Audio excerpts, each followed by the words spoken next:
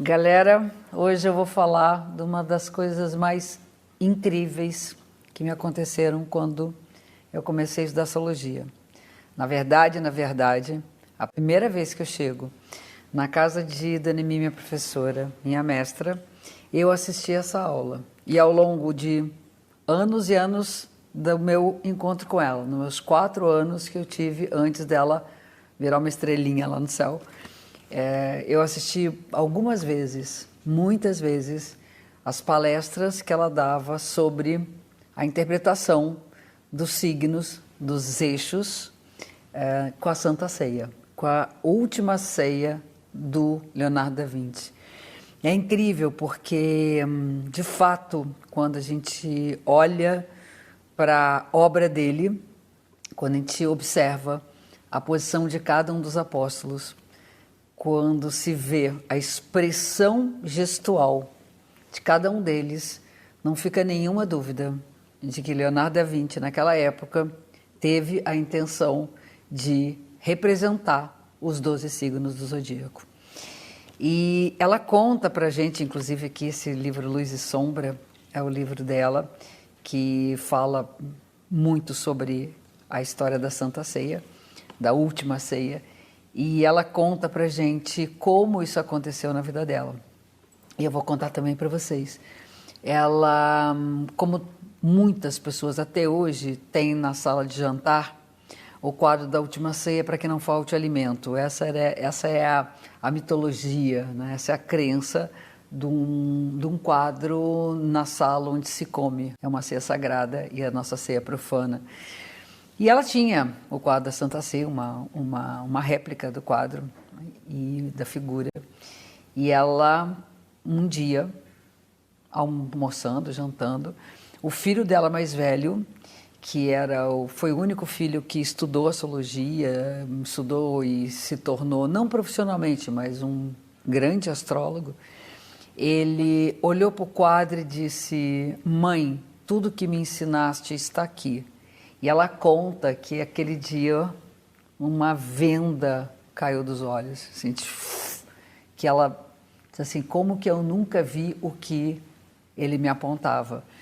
E aí ela começou a perceber realmente, analisando cada um deles, cada gesto, que ela via ali a expressão viva das energias dos signos, do comportamento relacionado a esse saber, e que então passou a ser o ponto de partida de todo o nosso estudo. Eu estudei os signos pela primeira vez a partir dessa aula, a aula da interpretação dos 12 apóstolos da Santa Ceia. Na astrologia a gente costuma, né, colocar o zodíaco da esquerda para a direita e na astronomia da direita para a esquerda. O céu é um espelho, uma fotografia que fica ao contrário. E no quadro da última ceia, os apóstolos são colocados da direita para a esquerda, de Áries para Peixes. Então à direita a gente vai ter o primeiro, que é o signo de Áries, e à esquerda nós teremos o último, que é o signo de Peixes. E é interessantíssimo o quadro como um todo. Então a primeira coisa que eu quero colocar para vocês, antes de enumerar cada um dos apóstolos, é a maneira com que ele pensou, a maneira como ele organizou a obra dele. Então, se vocês notam, existem linhas que convergem para o centro de Jesus. As linhas de fuga do quadro, todas as linhas convergentes, elas estão concentradas num ponto, que é exatamente na figura de Jesus. E a história da emanação da luz a luz entra por trás dele, vem pela janela, né, atrás de Jesus, e essa luz é emanada de lá e ela volta através das linhas de fuga para o centro dele mesmo. Então é a luz que entra e a luz que volta, a luz irradiada, a luz refletida, né? Outra coisa interessante é que nós temos uma mão voltada para cima, a outra voltada para baixo. A luz e a sombra, os dois polos. Temos todo um lado do quadro mais claro e um lado do quadro mais escuro. Também a mesma coisa, o Yang e o Yin. Nós temos 4 cavaletes. Esses 4 cavaletes vão representar os 4 elementos: o fogo, a terra, o ar e a água. E os apóstolos estão agrupados de 3 em 3, os signos cardinais fixos e imutáveis, as modalidades. Então é incrível, porque está todo organizado de acordo com a organização do próprio zodíaco. E se vocês notam, os apóstolos do lado direito, aqui onde é mais claro, eles estão um pouco mais afastados entre si do que os apóstolos do lado esquerdo, que é o lado yin, que estão mais concentrados, eles estão mais juntinhos. Então está tudo ali, todo o nosso saber, os elementos, fogo, terra e água, as modalidades, cardinal fixo e imutável, os signos yang, os signos yin, a força positiva, a força negativa, a força ativa e a força passiva, receptiva, né? No próprio gesto do centro do quadro. Muitas pessoas perguntam, mas e aí, Jesus, qual é o signo? Jesus é a reunião de tudo isso, é o círculo que se concentra, que é essa força da vida. Ele representa a força da vida que se expressa nesses 6 eixos bipolares. Para a gente poder fazer a referência de cada um, nós temos o primeiro apóstolo que representa Áries é Simão, o segundo Tadeu, o signo de Touro, Judas Tadeu, o terceiro é Mateus, representando Gêmeos, o quarto é Filipe, representando Câncer, o quinto é Tiago Menor, que representa Leão, o sexto é Tomé, que tem a ver com Virgem, o sétimo é João, que é o signo de Libra, o oitavo é Judas Iscariotes, representando Escorpião, o nono é Pedro, que tem a ver com Sagitário, o 10º é André, que é Capricórnio, o 11º Tiago Maior, que representa Aquário, e por último Bartolomeu, que representa Peixes. Então nós temos os 12 apóstolos e os 12 signos. E o que nós vamos estudar é exatamente os apóstolos que estão colocados em lugares opostos na mesa, um de um lado, o outro do lado contrário, representando os 6 eixos astrológicos. Então vamos lá? Vamos começar pelo primeiro eixo, o eixo de Áries e Libra. Áries representado por Simão Pedro. Se vocês notam, e vamos lá, Simão Pedro e o Libra é João. Vocês notam, o Simão, ele tem uma cara fechada, ele é bem talhado, ele tem um nariz bem proeminente, uma testa muito larga. E ele está com as mãos direcionadas, como se dissesse, vamos lá, vamos nessa. Né? As mãos dele são afirmativas. Ele encabeça a mesa, ele é a cabeça de todo aquele grupo que segue de seguidores de Jesus. Ele era um lutador, ele lutava pela libertação dos judeus, ele de fato fazia parte desse movimento revolucionário na época, bem representado por um signo que tem a ver na sua regência com Marte, que é o deus da guerra. Ele é o que dá o impulso de tudo. É como se ele dissesse, gente, vamos lá, vamos nessa, está na hora de agir. Então ele representa o primeiro passo, ele representa a primeira força, a força da iniciativa, do impulso, da liderança, da independência. É afirmativo, é afirmação. Do lado contrário, nós temos João, numa posição exatamente oposta à posição, em termos de gestos, de Simão Pedro. João é conhecido como o apóstolo que ficou ao lado de Jesus até o final da sua vida. Né? Diante da cruz estava João ali ao lado. Então ele representa toda essa parceria, todo ficar cuidando, ficar perto, não sair nunca do lado do seu parceiro. João, se vocês notarem, tem uma beleza incrível, ele tem uma beleza muito feminina. Ele é imberbe, os outros, tem um outro também, tem 2 que são imberbes, que é o Gêmeos e o Câncer, mas vamos lá. ele é imberbe e ele está numa posição de muita ponderação. Ele inclina a cabeça para o lado, como a Dani me dizia, para amenizar o impacto da força de Áries, que vem com tudo, e ele coloca a cabeça de lado, né, no sentido de equilíbrio, de ponderação, e as mãos estão unidas, representando o equilíbrio, a harmonia, a composição e a colaboração. Olha o gesto, um vai assim e outro faz esse gesto de união.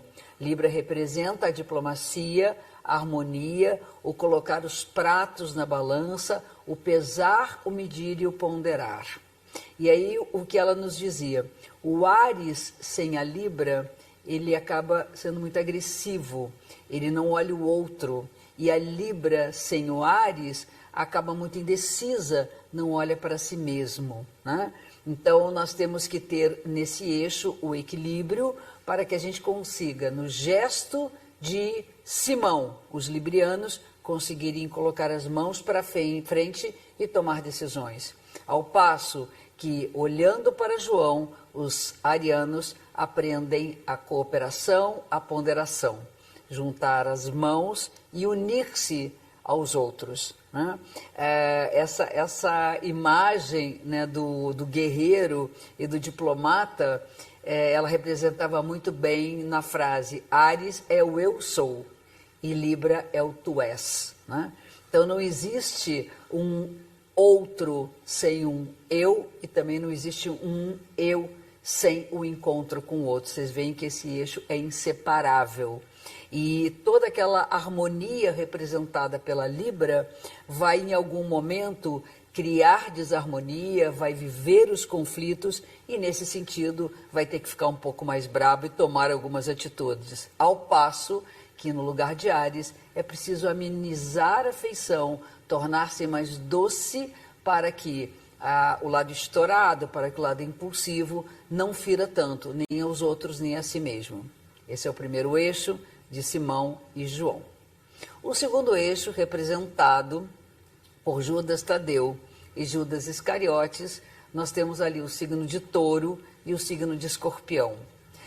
O Judas Tadeu é incrível, né? Dá para perceber a massa do Judas Tadeu. Ele é dos apóstolos o mais forte, o que tem mais consistência, o que está mais enraizado, o que tem um peso, que é o peso da matéria.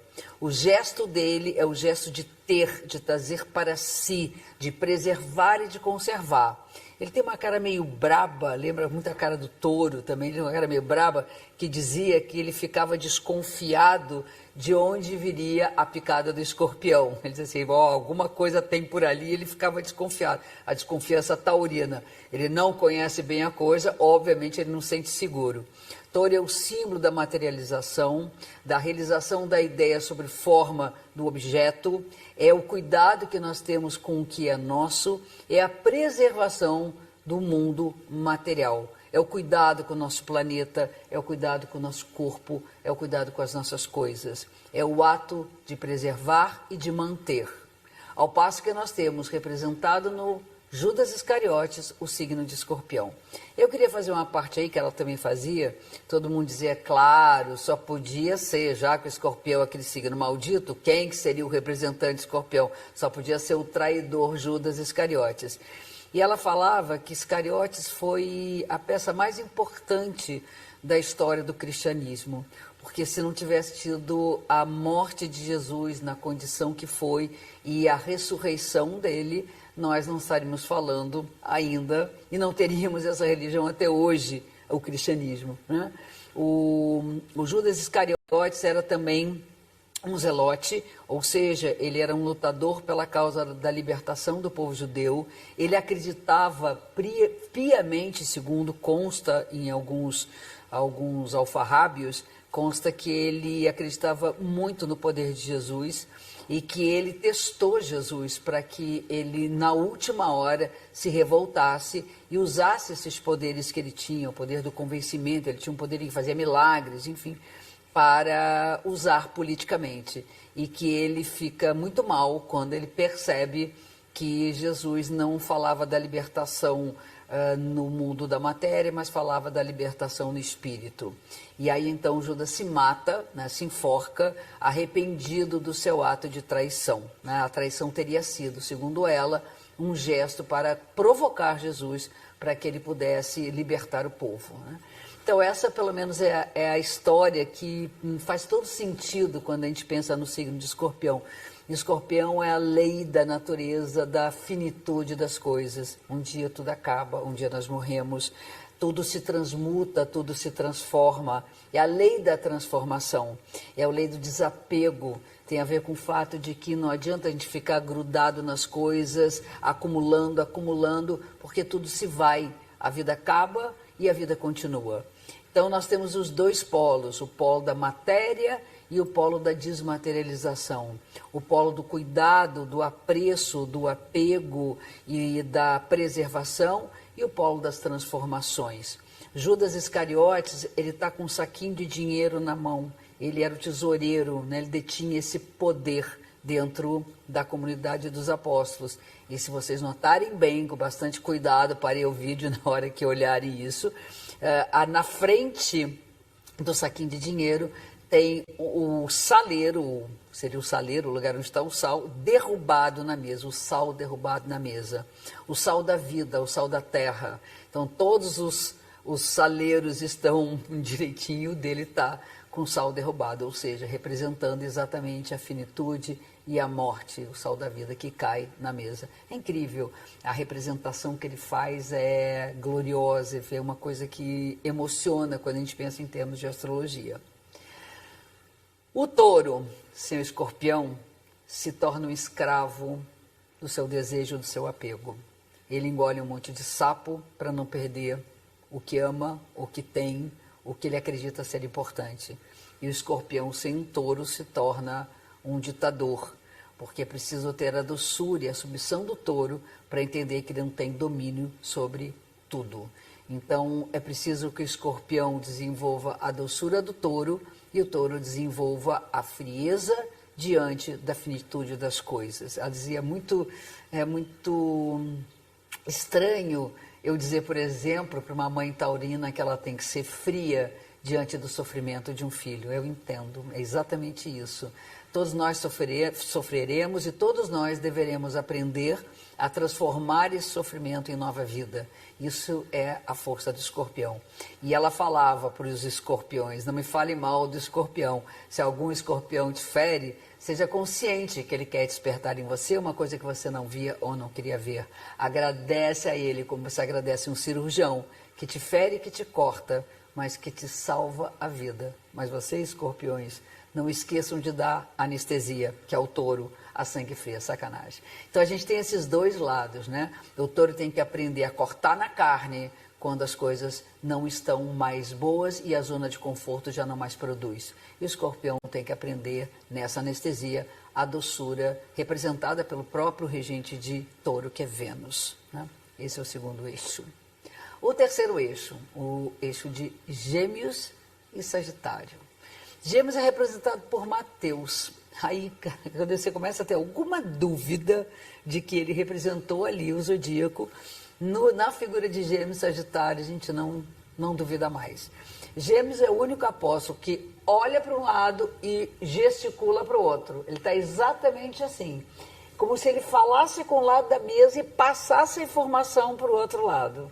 É o símbolo da comunicação, da troca, e é aquele que é a interface entre dois mundos, é aquele que vai fazer a ponte entre um lado e outro da história, né? Gêmeos representa a dualidade, é representado por aquelas duas paralelas, mostrando que na vida nós sempre teremos dois lados da história. Não existe nada inteiramente bom, nem nada inteiramente ruim. Não existe um homem na face da terra inteiramente bom, nem um homem na face da terra inteiramente mau. Nós temos sempre essa dualidade. Temos o dia, temos a noite, temos o claro, temos o escuro, temos o feminino, o masculino e assim por diante. E Gêmeos representa exatamente o movimento dessa troca. O dia que troca com a noite que troca com o dia, o masculino que troca com o feminino, vice-versa, né? E assim a gente vai vivendo no movimento dessas polaridades, né? Dessa divisão dos gêmeos. E, por outro lado, nós temos Sagitário, que é um centauro, né, que aponta para uma direção. Olha a diferença. Um aponta para diversas direções, a dualidade, e outro aponta para uma única direção, que é a meta, é o foco a seguir. É o destino que nós traçamos como nosso próprio caminho. E aí, como é que ela representa? Ela representa em Pedro, se vocês notarem bem, parece que ele está entre João e Judas Iscariotes, entre Libra e Escorpião. Mas não, o lugarzinho dele é depois do Judas. Ele está ali depois do Escorpião. Mas o Sagitário vai se esticando, é engraçado que ele se estica, ele vai se esticando, quer ver, ele está ocupando tudo. Ele é capaz de passar, inclusive, entre um e outro, ele vai um pouco mais longe. E uma das mãos, a mão direita de Pedro, está virada para trás com uma faca. A cabeça está indo numa direção e a mão aponta para Jesus, apontando o caminho da evolução, o caminho do crescimento espiritual, o que no budismo a gente chama de Dharma, né? É como se ali nós tivesse Buda na figura central. Então ele representa o caminho que nós temos que seguir, ele é a verdade. Então esse é o sinal da importância que é nós entendermos que ele pintou ali na figura de Pedro, o signo de Sagitário, né? Que o Sagitário é exatamente a possibilidade que nós temos de evoluir do nosso corpo físico, impulsivo, instintivo, no intelectual, no mental, no raciocínio e, ao mesmo tempo, na busca do sagrado, na busca do divino. Essa é a busca de evolução espiritual, a busca de evolução na vida. Então é lindo você olhar os dois apóstolos, né? Um diante do outro, um representando o movimento da dualidade, outro representando o movimento da expansão, do crescimento, da lei, a lei da própria natureza, a lei do Dharma, a lei do conhecimento, aquilo que nós buscamos que está longe de nós, né? E a questão dos gêmeos, né? Os gêmeos devem olhar, né? O Mateus olhando para Pedro, os gêmeos é preciso, de repente, colocar foco, né? Eu acho que a coisa mais importante não é perder a ideia da multiplicidade, mas em alguns momentos é fundamental que tenha um foco para poder acabar o que seja, nem que seja uma das coisas da sua vida. A dificuldade é, vai fazendo, vai fazendo uma coisa, vai fazendo outra, vai se multiplicando, vai se dividindo, e aí acaba que não termina nada. Então, colocar essa meta, colocar metas na vida, ajuda exatamente a equilibrar esse polo, que é o polo da multiplicidade. Por outro lado, Sagitário tem que abrir o seu horizonte, quer dizer, abrir aqueles antolhos do cavalo e olhar que, como ela dizia, que aquilo que ele procura tanto fora, que ele vai ao mundo, dá a volta ao mundo, descobrir, afinal, que tudo que ele buscava estava perto dele, estava dentro dele mesmo, que é exatamente a consciência de Gêmeos. Está tudo muito ao nosso alcance. Gêmeos rege as mãos, que é o que eu posso alcançar com meus braços e mãos, os membros superiores, e Sagitário rege as pernas, né? O Forrest Gump, corre, vamos, segue adiante, não para, vai no seu caminho, né? Agora a gente pode, de repente, fazer caminhos paralelos, conhecer outras coisas ao longo desse caminho, pensando no signo de Gêmeos. O quarto eixo, o eixo de Câncer e Capricórnio, também é lindo. Ele é representado por Filipe. Segundo reza a lenda, Filipe teria sido o apóstolo que cuidava da despensa, que cuidava da cozinha, né? E se você olhar a figura de Filipe, ele é parecido com a figura do João, só que mais fofinho, todo gordinho, todo, né, rechonchudo, aquela carinha de lua cheia. Ele tem uma cara muito feminina, ele tem uma expressão muito feminina, daquele que cuida, inclusive é o gesto de colocar para dentro. Ele olha com aquele olhar de amor, de afeto, de carinho, de fé para Jesus. E é como se ele colocasse aquilo dentro dele, ele guardasse dentro do coração tudo aquilo que ele vê nesse amor por esse mestre, né? Tem tudo a ver com o signo de Câncer, que é um signo associado à digestão, ao aparelho digestivo, à alimentação, à amamentação, que também é uma questão ligada ao feminino, né? O alimento, a nutrição, e fala de nossa sensibilidade, da intuição, das memórias de um passado, do sonhar com o futuro, de estarmos sempre dispostos a acreditar que as coisas serão no futuro, às vezes melhores do que foram no passado, ou olhar para trás e saber que as coisas foram como elas foram, né? No outro lado, nós vamos ter a figura fazendo o gesto exatamente oposto à de Filipe. André, que era o administrador dos apóstolos, ele tinha a função de administrar, ele está com as mãos, tipo assim, cara, para agora, não dá para ir mais longe, longe de mim, mais responsabilidade do que eu já assumia. Como se ele dissesse assim, ok, chega, tá de bom tamanho. As mãos estão assim, colocando uma espécie de um chega para lá, né? Uma barreira. E ele é todo magrinho, ele é pele e osso. Vou notar, o Felipe é gordinho, é todo fofo, e o André, ele é magro, e tem a ver exatamente com essa coisa mais saturnina que a gente fala em astrologia, da pele e osso, do mínimo necessário, do menos é mais, daquilo que é base, daquilo que é do nosso chão. E nós temos ali o símbolo da responsabilidade, o símbolo da organização e do dever, do cumprimento do dever.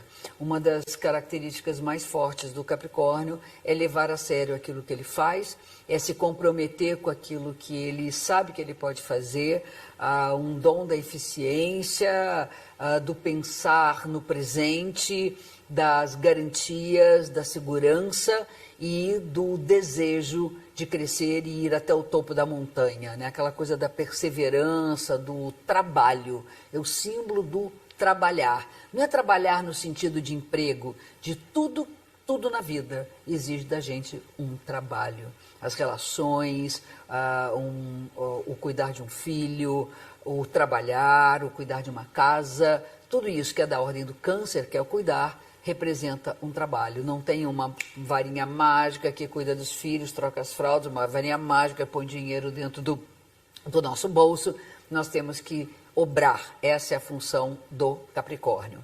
Aí nós temos, quando nós olhamos para Felipe, pensamos, Felipe deve olhar para André, porque ele tem que saber dizer não. Isso é uma das coisas difíceis para um caranguejo, para um canceriano, colocar limite para o outro, limite para si, porque sempre imagina que pode. Aquela coisa assim, põe água no feijão que um a mais não vai fazer diferença, às vezes faz. Às vezes um a mais não tem feijão para todo mundo. Então chega uma hora que a gente tem que dizer, ok, esse é meu limite ou este é o seu limite.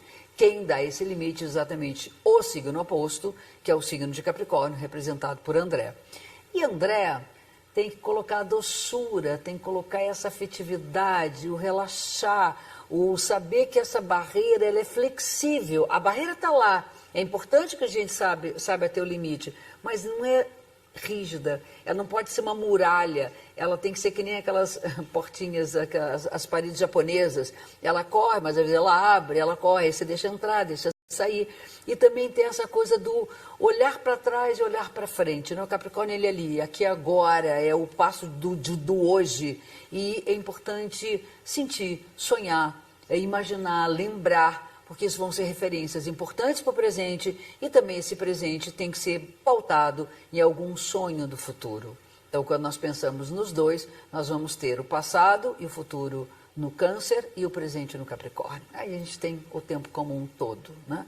Então, a afetividade, a emoção trazida à tona para o Capricórnio e a responsabilidade e o limite trazido à tona para o Câncer, nas figuras de Felipe e de André. E aí nós temos o quinto eixo, com o signo de Leão e Aquário, representando Leão, o Tiago menor, e Aquário, o Tiago maior. Há aqui uma discussão, muitos autores que relacionam os apóstolos, dão um nome aos apóstolos, falam que é o contrário, que nós temos ali no quinto apóstolo, da direita para a esquerda, nós temos o Tiago maior e teríamos o Tiago menor ou no outro lado da mesa. Mas a Dona Emi dizia que ela achava que o Leão era o Tiago menor e o Aquário o Tiago maior, que ela dizia que o irmão mais velho, ele abre o caminho para o mais novo seguir. E é verdade, os irmãos mais velhos vão lá, enfrentam tudo, muda a cabeça dos pais, dão um maior trabalho. Isso aqui, os outros só vão seguindo na onda daquilo que o irmão abriu, né? Coisa bem aquariana mesmo. Então fica bonito a ideia de que o Tiago menor representa o leão e o Tiago menor o leão e o Tiago maior o aquário. E aí, cara, é outra figura que a gente não tem como imaginar que não seja uma referência aos signos. Porque o Tiago menor, para começar, é luminoso, o bichinho, ele é luminoso. Aquele cabelo todo encaixado, leonino, assim, com brilho, né? Ele todo no lugar, todo no eixo, e aí ele abre os braços, ele ocupa praticamente, ele coloca os outros para trás, ele ocupa aquele lugar na mesa e ele quase que olha para si, né? O gesto é um gesto magnânimo, grande, grandioso, né? Ao mesmo tempo, ele volta-se para si mesmo. Essa força é a força atrativa solar, é a força da alegria da vida, é a força do domínio sobre si, o domínio sobre a vontade, é a autonomia de ser o que se é esse brilho que emana do signo de Leão, que é maravilhoso, que é lindo, que dá a gente a vontade de estar vivo, de viver plenamente a nossa vida, né? E os leoninos têm esse poder magnético, esse poder atraente, como se tivesse um polo, né, de magnetismo em torno deles, e as coisas vão grudando neles, assim, vai tudo sendo atraído por eles, que nem uma criança. A criança me lembra muito a força leonina. Quando eu de uma criança no meio de uma sala cheia de gente grande, todo mundo para olhar para essa criança, e você acha que é ela que é assim. Todas são assim. Por quê? Porque a criança, ela está o tempo todo consigo mesma, não está nem aí para ninguém, ela está olhando para si. E nós ficamos muito encantados com esse narcisismo infantil, né? E o leonino tem essa força encantadora, que é a força que emana do próprio coração. É o signo da generosidade, do olhar a vida, de pensar a vida com o coração. O leão rege o coração, é o peito leonino, desse chakra, né, que pulsa com o amor. Essa é a força desse rei dos animais representado na figura de Tiago menor, do irmão mais novo. E eu acho que faz sentido, a vida que pulsa no mais jovem, né? Isso aí tem a ver com o leão. Do outro lado da mesa, a gente tem no Tiago maior uma coisa muito interessante. Tiago maior está sério, ele não é um cara assim aberto, ele está lá na dele, ele fica ali naquele canto, e ele tem as duas mãos apoiadas, uma em cima de André, que é o Capricórnio, e outra em cima de Pedro, que é Sagitário. Bom, esse gesto, ele é o que representa Aquário. Ali está tudo, tá? O segredo do gesto está exatamente nessas mãos que se apoiam nos outros dois. A mão apoiada em duas outras pessoas representa a força do coletivo. Nós temos que nos apoiar todos, temos que estar juntos, é juntar, é o poder das massas, é o poder da união, da cooperação, a consciência do coletivo, o ser político, aquele que acredita que é preciso ajudar os outros, é preciso ir junto, nós não somos sozinhos, não somos um só. Essa é a força de Tiago maior. Na força de Tiago menor, nós temos exatamente aquele que crê em si mesmo, né? Então, o eu de um lado e o nós do outro. E uma coisa que ela falava também que era muito legal em relação ao Aquário, que ela dizia: o Aquário abala as estruturas. A função do Aquário é dar uma sacudida, tipo a natureza. Hoje até está assim aqui no dia da gravação. A gente está com a chuva, está ventando. A natureza que sacode, né, tudo e lança sementes para longe, para que a vida possa se libertar e possa vingar em novos lugares. Então, Aquário tem a ver com essas sacudidas, nos tira da zona do conforto do ego. Assim, olha só, a gente precisa lutar pelas nossas causas, nós precisamos mudar a vida, temos que nos renovar, é o processo da renovação. Mas ela dizia que a mão sobre Capricórnio, sobre Sagitário, ou sobre André e Pedro, essa sacudida, essa força que rompe tudo, não pode romper as raízes da segurança do Capricórnio e muito menos ir contra a lei da própria natureza. Cara, isso aí é um pouco da que nós fizemos com o planeta, por exemplo, arrancamos todas as raízes e fomos contra a lei da natureza. Então, certas revoluções que aparentemente seriam modernas, contemporâneas e atualizadoras. Se não tiver as mãos respeitando essas duas questões, nós vamos criar um grande desequilíbrio. E aí eu acho que o Paulo está exatamente no leão, temos que respeitar a vida, né? O leão, quando pensa, né, olhando para Tiago maior, para Aquário, tem que entender que é preciso descer do seu pedestal, unir-se às pessoas com seu poder de comando, centralizar em torno de si generosamente os outros e dar o palco também para as outras pessoas. Vamos dividir esse palco, seria aquilo que Aquário fala para Leão. Ao contrário, o Aquário deve olhar para o Leão e sacar que o coração dele pulsa, que a individualidade é importante, que ele deve ter a capacidade, ou desenvolver na sua sombra, a capacidade de impor-se, de colocar a pata em cima da mesa e não discutir. Aquilo ali é o poder de comando, comandar a si próprio com a sua própria cabeça. Então essas duas forças se complementam entre esses dois irmãos, o mais novo e o mais velho. E por último, temos o eixo Virgem e Peixes, representado por nada mais, nada menos, Virgem São Tomé. Aí não precisa nem falar, ver para crer. E, do outro lado, Bartolomeu. Virgem tem uma coisa interessante, ele está com a cara de quem está falando alguma coisa ali, olha só, não é bem assim. O dedo em riste, na frente de Jesus, e ela lembra muito uma frase que Jesus teria dito, que não dá para acreditar em tudo, nós temos que provar aquilo que nos dizem, não é tudo que se deve crer. E é interessante isso, de fato, nós temos que ter discernimento, e essa é a característica de Virgem, é o discernimento para que as coisas, as claras, possam dar segurança e que nós possamos acreditar então nelas. Virgem é o poder da seleção, da purificação, do separar o joio do trigo, da organização, dos pequenos detalhes, das pequenas coisas, né? Então nós temos que nos organizar desde aquilo que nos parece tão sem importância e dar importância àquele detalhe, né? Então Virgem é o signo do detalhista, do crítico, do analítico, para que a gente possa separar aquilo que nos serve daquilo que não nos serve.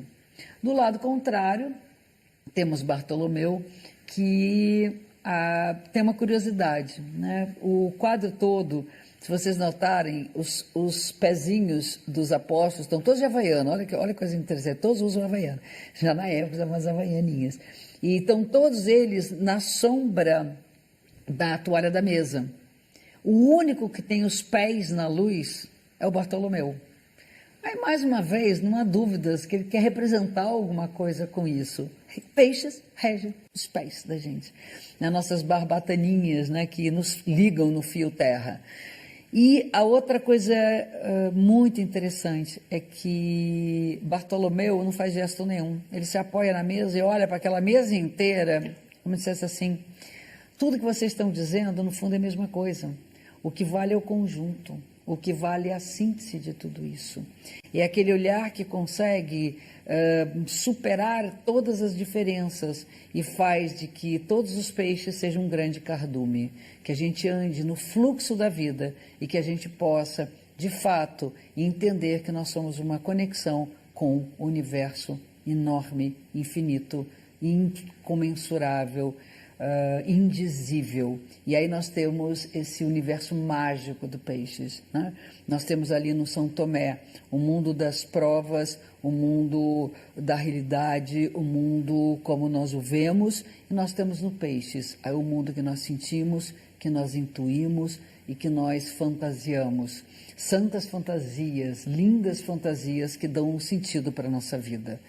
Aí ela dizia para o Virgem: não critiquei seu irmão sem antes andar 7 dias nas sandálias dele. Olha que a frase que ela pega, que coisa linda, porque é de fato, tudo bem, legal, A gente tem a crítica, mas vamos nos colocar no lugar das pessoas? Será que é assim? Será que nós não podemos compreendê-la? Tem até uma frase que eu uso muito em consulta, até muito em aula, que é facílimo da gente conseguir unir esse eixo na nossa vida, que é: eu te entendo, eu te compreendo, mas não quer dizer que eu concorde.